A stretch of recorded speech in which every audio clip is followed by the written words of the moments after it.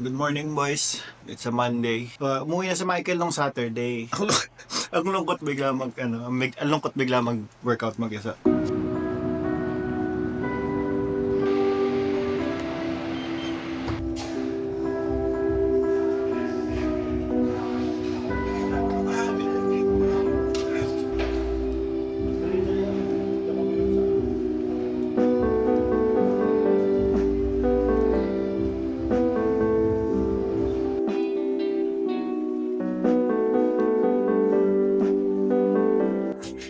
Wala si Michael, so ako lang muna mag-isma.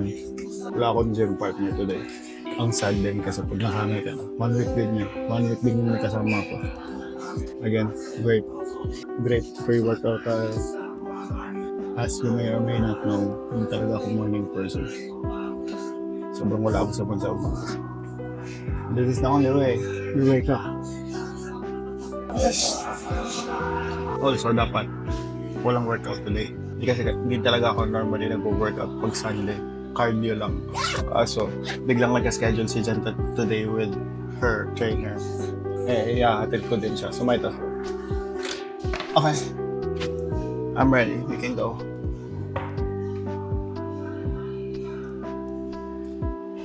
Sunday grind. Let's do it.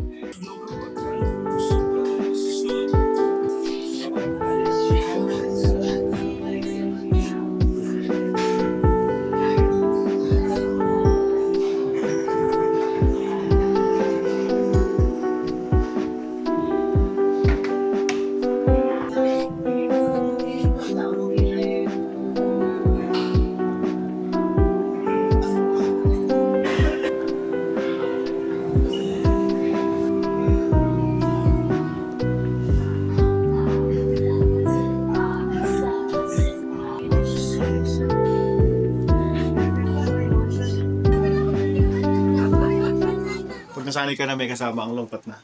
Ano pa ngayon? Ako lang talaga. Literal na ako lang talaga ngayon. Kasi umalis si Jen, may lakad sila ni Eunice. And now I'm prepping for my gym by myself. Pero sobrang wala ako sa mood today, pero kailangan talagang labanan. Ito yung mga moment na pinakakailangan mo labanan. Yung mga araw na ayaw mo. Discipline over motivation. Sabi nga, antok na antok pa ako pero feeling ko, pagdating ko dun, after pre-workout, I'm good. Huwag mong hayaan yung crankiness mo, sirain yung araw mo. Kasi parang pag gumising ka, tapos tinatamad ka mag-gym, tapos hindi ka na lang umalis, parang feeling ko, ako lang buong araw na lang akong tinatamad. So at least pag nag-gym ako sa umaga, feeling ko may na-accomplish na ako. So since may na-accomplish na ako noon, after ko mag-gym, sa umaga, buong araw, pipilitin ko na lagi na may ma-accomplish, pipilitin ko na maging productive. Does that make sense? I hope so. Sa umaga pala, hindi ako kumakain, water lang. Ay, sa umaga before gym ha. Pag uwi, umaga pa rin naman, doon ako kumakain. Umaga pa rin, pag uwi ko, morning pa rin. So doon ako kumakain. Should I share what I eat now that I'm taking it seriously again? Hindi ko kasi alam kung interesting yun. Anyway, ayun nga, medyo naiilang pa ako or medyo hindi pa ako sure kung isi-share ko yung complete workout related healthy related stuff na ginagawa ko. Hindi ko alam kung isi-share ko kasi hindi ko lang feel kasi parang hindi naman kasi ako influencer. I'm just a 35-year-old guy trying to be healthy. Okay, enough with the chit chat. Let's go.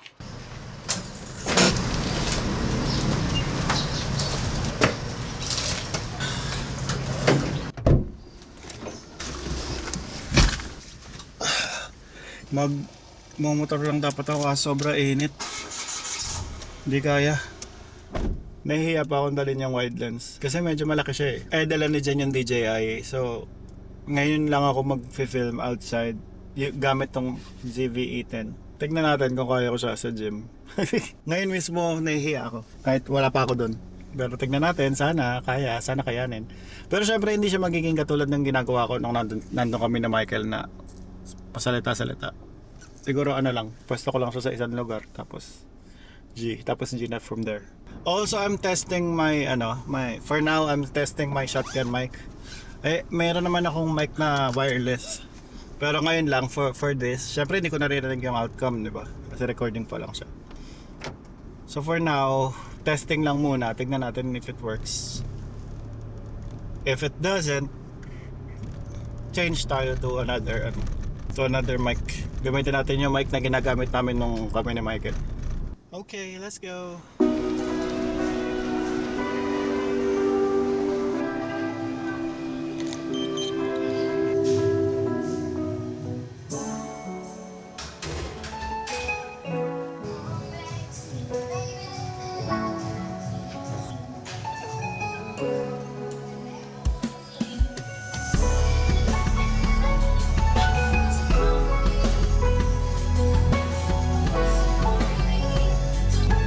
Your place be going up.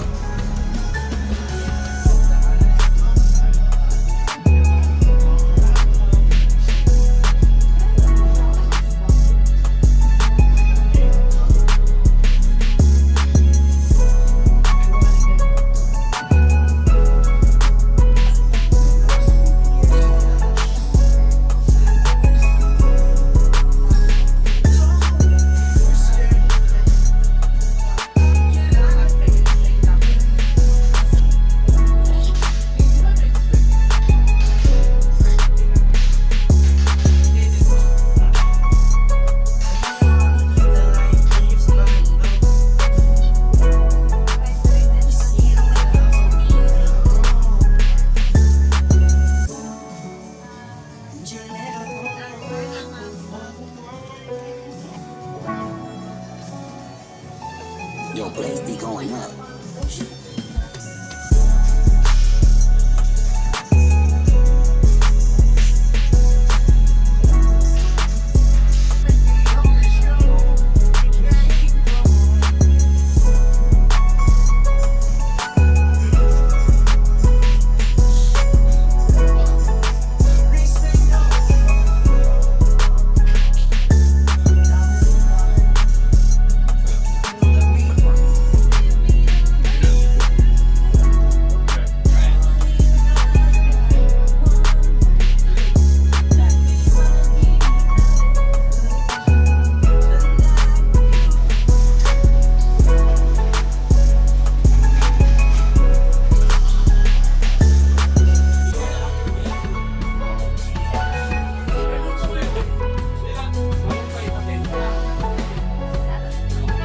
Your place be going up.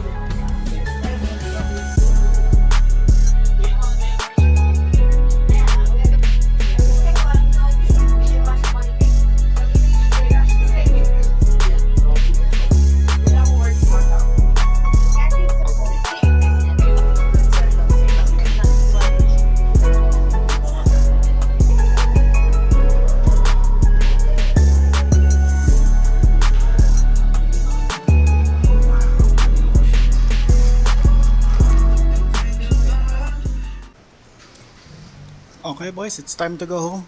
Hindi na mainit, makulimlim na. Which is good. Okay, that's it. Let's go home.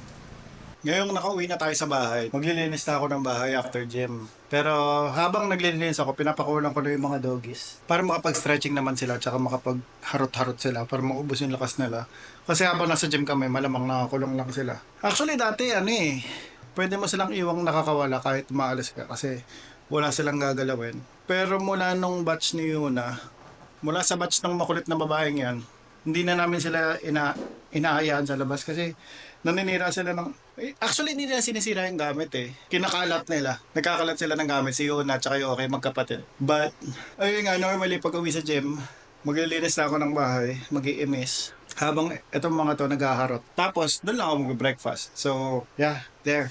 I'm gonna clean the house. Alright? Here are the dogs. Gusto nyo lumabas? You want to walk outside? No, you can't. Ito si Honey. Honey pangalan niya. Isa siyang Frenchie. Honey! Come here. Good girl. 2 months pa lang siya, pero may tricks na siya. Honey, pakita mo yung trick mo. Trick lang, isa lang Pakita mo sa kanila. Sit.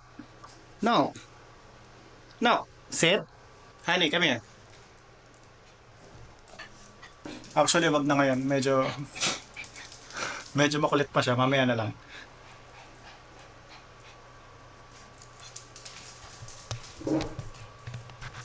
Saka na, kinukulit siya nila Chico Grabe nag-YouTube na rin si Rachel. Sobrang kamukha na si Hyunjin. Wala na rin pinagkaiba, putek. Dati parang semi magkamukha lang sila. Ngayon parang pinaproud mo na rin si Hyunjin eh. I don't know why it hasn't hit me until say goodbye to my friends yet. I feel like I'm going off. At dahil tapos na ako sa gawaing bahay, pwede na akong tumanga or pwede na akong mag-games. Isip ko maglalaro ako at mag-stream. Pero parang naantok ako ng bahagya. Kita ko kasi tulog to mga to eh. Si Yuna. Chika. Chika. Sarap tulog mo. Sarap tulog mo, bay. Si Toki tulog din. Ito sa tabi kong kabila. Si Honey, si tulog sa baba. Di pa siya nakakaakit na sopa eh. As I was saying, ang maganda lang sa pagka-uwi ko galing sa gym, ginagawa ko na yung mga gawaing bahay ko. Pwede na akong tumanga or mag-games. In this case, mukhang baka mag-nap ako. Nang hindi ako nagigilty or hindi ako pinapagalitan na dyan. 'Di ba? Kasi wala na eh. Wala ka nang gagawin. Malinis na yung bahay. Malinis na yung cage nila. Hindi ko napapakita pero yun. Malinis na yung cage nila. Kumain na sila lahat. Tapos, tulog na rin sila. Tapos na yung ubos na yung lakas nila eh. Hindi ko pala napakita before akong tumanga. Kumain na ako. Tsaka, may mga ginawa akong work kasi may nag-book ng event for photo booth on the 25th. Kung tamang naaalala ko. Inayos ko na yung templates for that. And ayun nga, wala na. I'm free. I'm a free man. I guess I'm gonna nap. I'm gonna nap for 2 hours max. Okay, that's it. Bye. Thank you for watching. Kung tapos na tong vlog na to. Okay, see ya.